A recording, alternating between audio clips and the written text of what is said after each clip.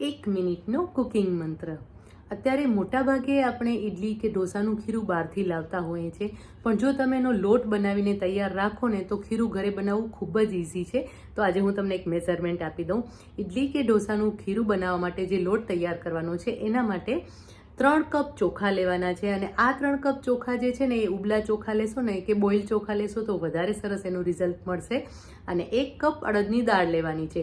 આ બંનેને સરસ રીતે સાફ કરી લેવાના છે, અને એની અંદર 1 ટીસ્પૂન મેથી ઉમેરવાની છે। અને આ બધી જ વસ્તુને તમે મિક્સીમાં દળી શકો છો અથવા તો ઘંટીમાં લોટ પણ દળાવી શકો છો।